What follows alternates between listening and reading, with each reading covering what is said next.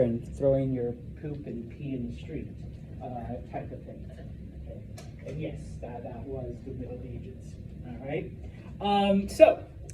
Moving on, we are going to look and talk about the origins of Christianity. I always have to throw in a disclaimer here. I honestly don't care what your faith is or is not. We're not here to discuss faith. We're not here to discuss theology. Unless you really want to, we can do it after class. We're strictly here to look at the history of the foundation, which we talk about it now because it literally occurred during Roman times within the boundaries of the Roman Empire. And obviously Christianity is one of the major religions that exists today. Okay, so with that being said, okay, remember that the Roman pantheon of gods was a polytheistic one. All right, they believed in multiple gods, and after they encountered the Greeks, they basically took all of the Greek deities and adopted them and gave them Roman names. Okay, and as I mentioned in the previous chapter, they also, changed their origin story. They, did all of this stuff, and so by the turn of the millennium, or whatever you want to call it, because there is no year zero. Okay, the Romans were firmly entrenched in their worship of Jupiter and Mercury and Mars and Venus and all of that. Okay, now as the Romans go about conquering and taking over different places, they did not force their religion on these new areas. Okay, so you could still keep whatever religion you are, not a big deal. Okay, the only thing you had to do was acknowledge the Roman gods, that, okay, they exist. This is who, the Romans worship. All right, we're okay with that. And on occasion, whenever there were celebrations or festivals or whatever, okay, you send a representative from your province, from your people, to attend this festivity. Okay, the rest of you don't got to go.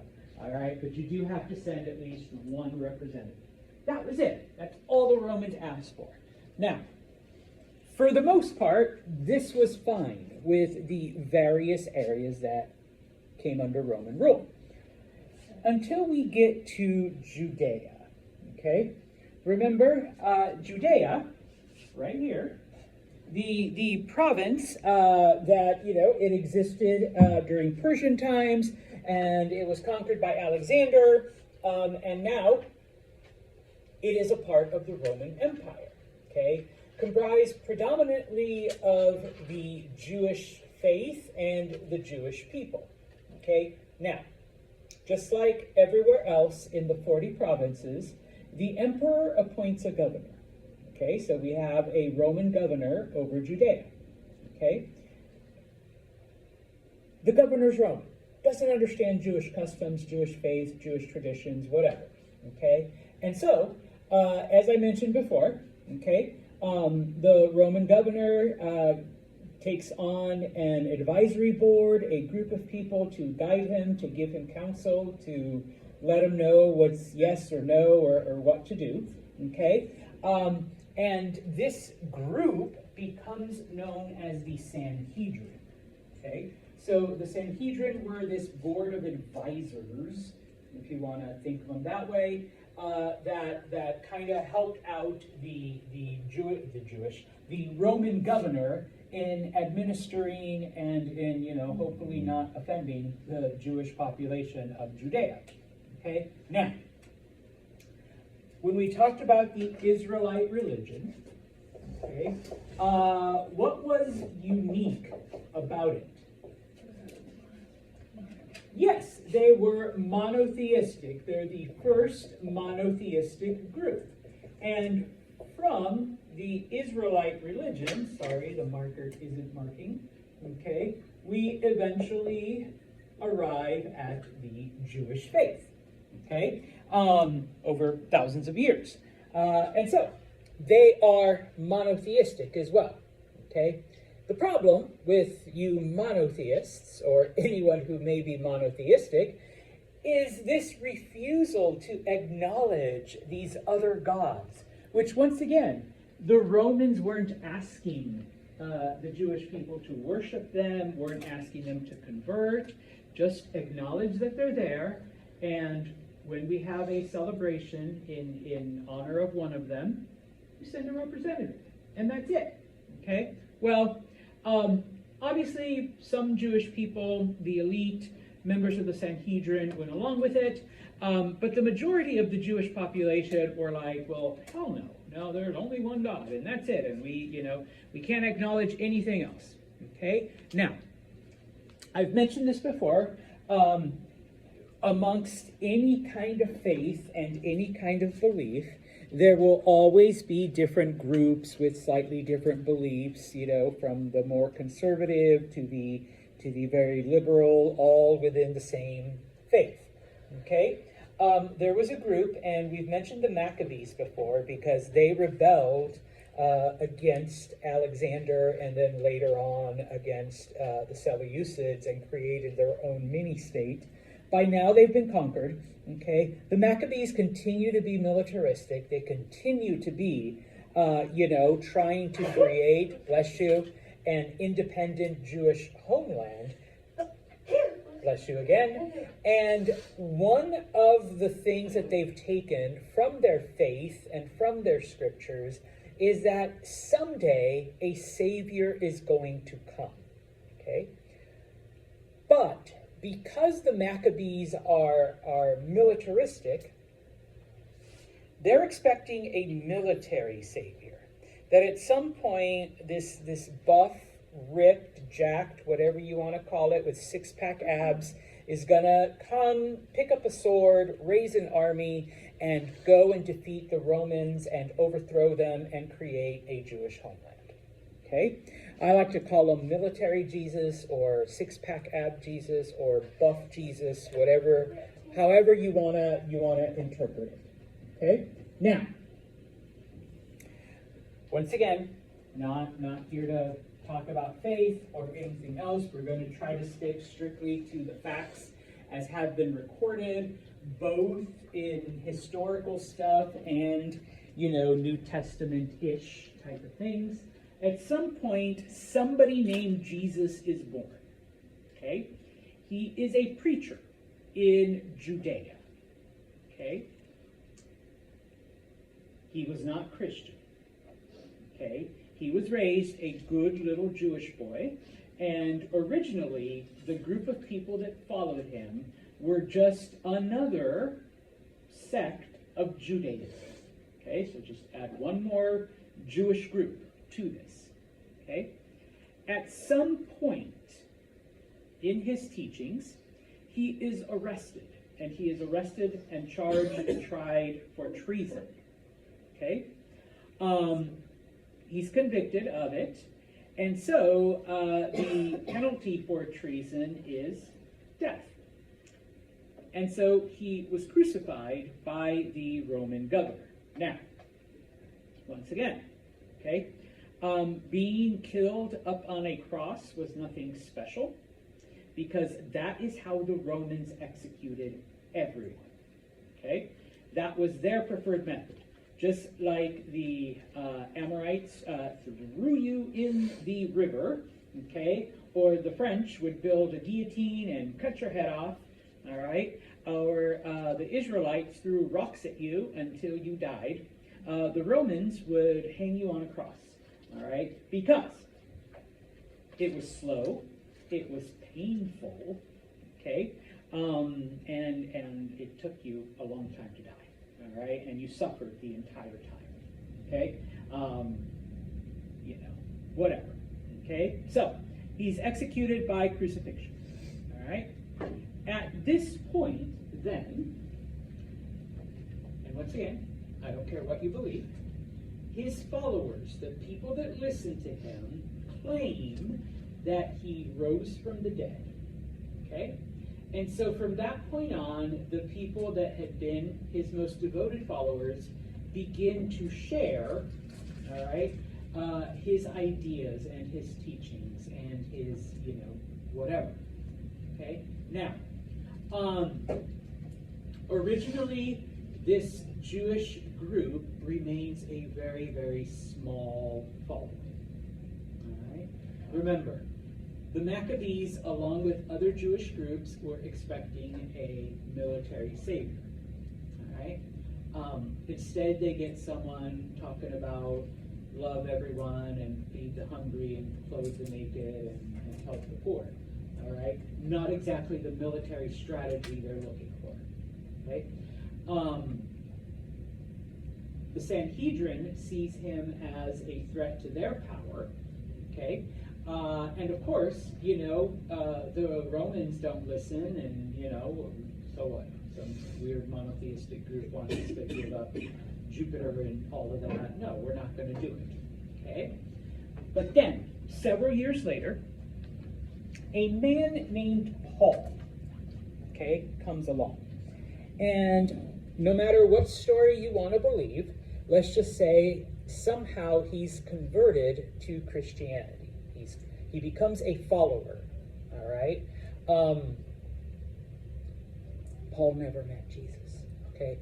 He heard stuff from someone else, all right? Now, not only is Paul Jewish, all right, but somewhere along the line, his ancestors had obtained Roman citizenship. So he was also a Roman citizen, okay?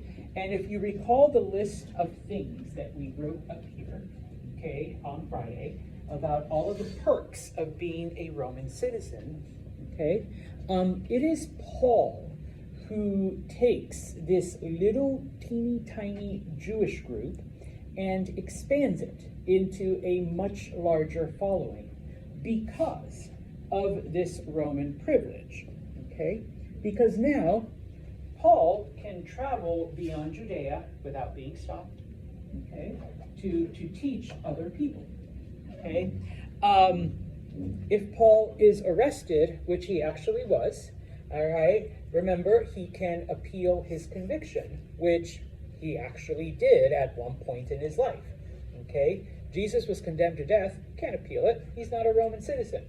Paul is condemned to death. Guess what? He appeals it. So he's able to continually preach. All right? The other thing, because he's Jewish, he speaks Aramaic.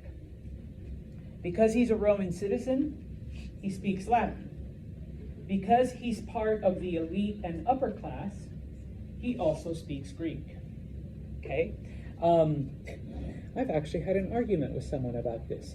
Jesus did not speak those three languages. Well, he spoke Aramaic. All right? He didn't speak English. All right? That was the discussion. I just had to laugh. I'm like, you know what? You're too stupid to insult. He never spoke English. Never. So yeah. So as this person, Paul is able then to help Christianity grow and spread, not just amongst the Jewish people, but amongst the Romans and amongst any of the educated or wealthy class, because they will have spoken Greek. All right? Now, for the next 20 years then, Paul becomes an instrument of Christianity, of spreading it, of teaching it to people. Most of what you Christians refer to as the New Testament, are basically letters that Paul writes to different groups, and that's where most of theology comes from. So he writes these letters, and he travels, and he preaches, and he does all of this. And like I said, not just amongst the Jewish people, but amongst Roman citizens and amongst anyone who speaks the Greek language. He is the one who refers to Jesus as Christos. Christ was not his last name. It wasn't like Mr. and Mrs. Christ, you have a boy. Here you go, here's your baby. That wasn't his name. We don't get family names until the Middle Ages. It's just an adaptation of the Greek word Christos, which means anointed or chosen one. Okay? In English, we translate it to Christ. It is almost the equivalent of the Jewish word Messiah. Right? And as I've already mentioned, okay, he has Roman privilege. He speaks 3 languages, so he's able to go wherever he wants, basically do what he wants, and talk to anyone and spread this message. Okay?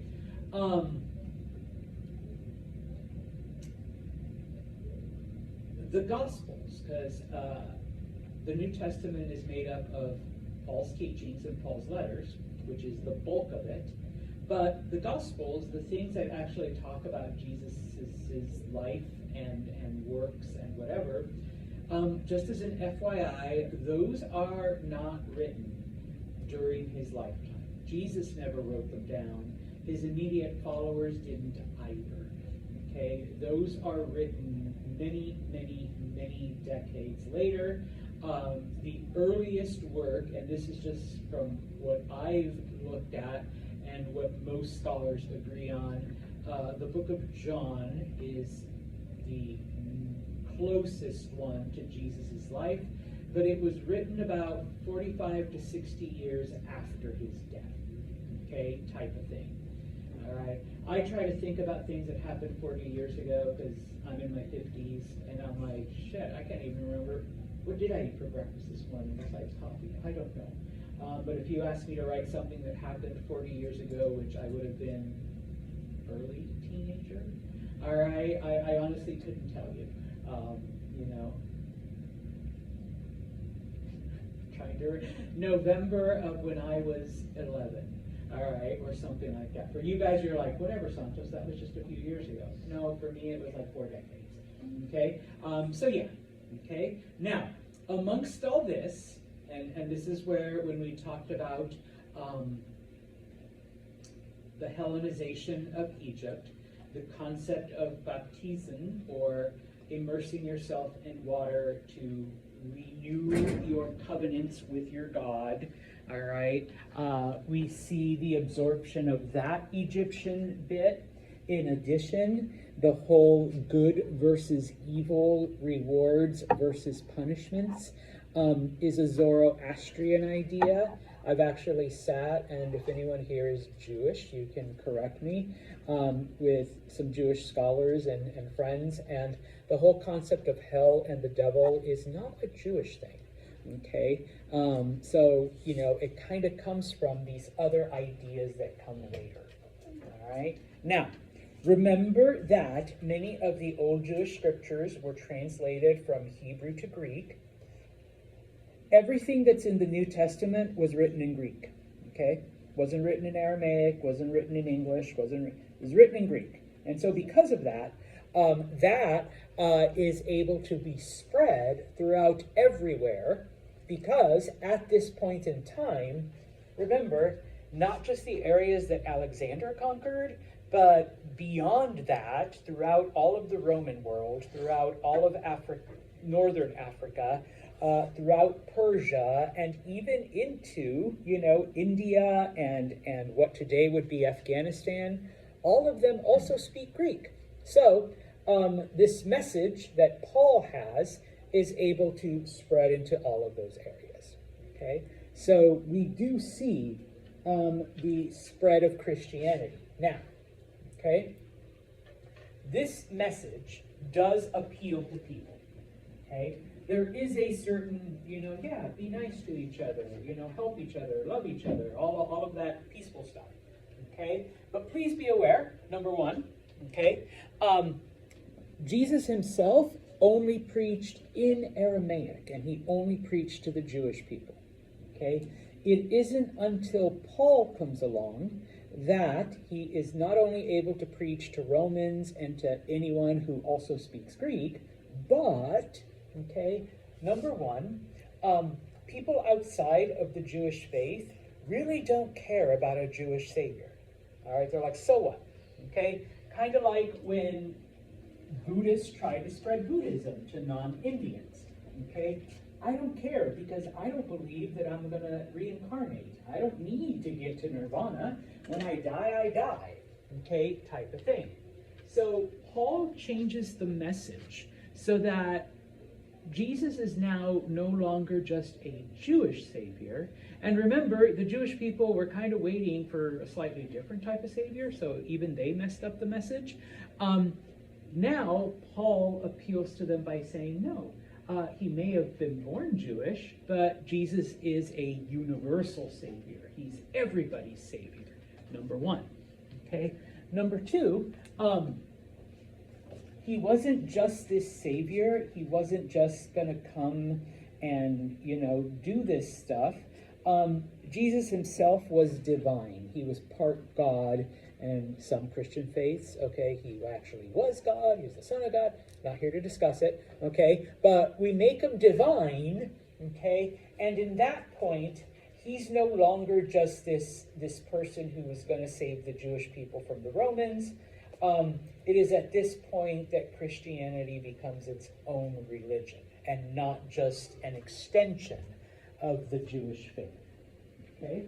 So with Paul at its head, okay, and with the 20 years of Paul leading Christianity, we see a change that allows it to spread, and it does. It spreads to, pretty much anyone, who comes in contact. All right? Now, just as an FYI, okay, because I know some people like to have this persecution complex. Persecution of Christians in the early days was kind of sporadic. All right? It did happen, but not to the extent that, some people would have you believe. Until the 300s. Okay? So 300 years later, we're jumping ahead. Okay? That's when the, throw them to the lions and lock them up in the Colosseum. That's when that starts. Okay? Up until that point, though, while there was some persecution of Christians, for the most part, they were left alone. All right? It was like, all right, fine, whatever. Little group of people, they can do what they want. Okay? And part of it is because by the year 300, Christianity had spread to so many places. And we'll talk about in the next chapter specific, points of Christian belief that kind of made them a threat to the Romans. In pretty much every major Roman city, there was a community of Christians. Okay, so it takes about 300 years, but Christianity does spread into all of these areas. Okay? Questions and or comments? All right, then. We will finish off then, because, all right, we've talked about the 200 years of awesomeness that Rome was, okay? There's basically nothing left for the Romans to conquer, or at least they've reached the limit, okay? Because once you get to the Atlantic Ocean, I mean, you're not going to go beyond that, okay? In Africa, once they conquered all of North Africa, and now they're venturing into the Sahara Desert, you can't go through the desert, all right? It's one of the biggest, the driest, the most foreboding. You can't make your legions march through the desert, okay? All that's left is heading east, okay? I've shown you a map where it has this little corner that the Romans did conquer, but they only held on to it for like 26 years, okay? By this point in time, the Seleucid Empire has collapsed. They've been gone for about 150 years, okay? And so it is at this point that the Romans are able to conquer parts of Mesopotamia, but then eventually, okay, they are pushed out by a group known as the Parthians, okay? Who were the Parthians? The Parthians were one of those Central Asian tribes that have been wandering across Central Asia for thousands of years, okay? In this power vacuum after the Seleucids have collapsed, they invade Iran and Iraq, okay? So Persia and a slightly larger area, okay? They are a very warlike group, okay? So that When they conquer the area, okay, nobody really challenges them. But like many other conquerors of this Persian-ish area, they fall in love with Persian culture. They really, and so they adopt a lot of Persian customs, a lot of Persian traditions, just like Alexander, just like the Seleucids, just like, and we're going to see it, even later on. And so they become known as sometimes people call them just Parthians, sometimes they're referred to as Parthian Persians, okay, type of thing, but they do absorb Persian culture, okay. After the Parthians, okay, another group comes in, the Sasanians, okay. The Sasanian Persians are like, I don't know, the Parthians and the Assyrians and the Persians, all of their worst qualities rolled into one, okay? They continue fighting the Romans. The Parthians have pushed them out of Mesopotamia, but the Sasanians are trying to now invade more areas. To show their cruelty, the Roman Emperor Valerian, he actually, this is back still when emperors led their armies from the front, they actually, fought in wars. He's captured by the Sasanians, and the Sasanian king first uses him as a footstool. Once he's no longer entertained by him, he has him killed, stuffed, mounted, and put in the throne room, so that when someone comes and the Sasanian king says, really? Hey, look at this. You want to end up like him? Yeah, or look at this. This could be you, Grace. Type of thing. And it's like, no. But the Sasanian Persians pretty much keep the Romans from conquering farther east. Okay? Now, in Europe, the Romans actually do reach the Rhine River, okay? But the first time, under Julius Caesar, when they tried to conquer the German tribes, they are repelled, okay? The Germans are able to keep them out, all right? And so the Romans refer to the Germans as barbarians, because they're unconquerable. And so for many years, okay, because they do come to an agreement, all right? The Romans don't cross the river, the Germans don't cross it, we will keep out of each other's way. Now, does not mean that there aren't dealings with each other, because this is where, if you recall, we talked about chattel slavery and how Roman plantations and farms required a lot of extra workers. Originally, this is where the Romans bought a lot of their slaves, was from the Germans, okay? German tribes fought other German, they weren't united. So one German tribe would fight another German tribe, capture the people, take them to the river and say, yo, over there, Romans, yeah, you want some slaves? All right, here you go, okay? Type of thing, all right? Eventually, after those 200 years of peace, after those 200 years of prosperity, the Roman Empire begins to fall apart, all right? And so we do see a series of civil wars going on between different people who are trying to take over the empire. And so, in order to beef up their armies, different generals, different emperors recruit German mercenaries. Okay, they go, they hire, these German soldiers, promising them money, and if not, they promise them lands. Okay, many of those Germans settle in what is today France, in Gaul, and then finally, towards the end, it's kind of like, all right, like half of their military is us, okay? A lot of our cousins already live inside the borders of the Roman Empire. What if we just walked across and, made ourselves at home, okay? And it's like literally nobody stopped it, okay? And so the German tribes eventually begin to invade farther and farther into the Roman Empire. All right. And so, showing then, Sorry, I need to make it just a bit smaller. Okay. Yeah. All right. Either because of geography or because of, politics, let's say, the Roman Empire was kind of like, hedged in to a certain degree until its collapse. Okay? Which we will talk about in the next chapter. All right? Now, before you go, it doesn't affect us, but I feel obligated to share and warn you. Okay? Yes, thank you. Just tomorrow, which is November 18th, is Advising Day. It is the day that's set aside for you all to meet either with your advisors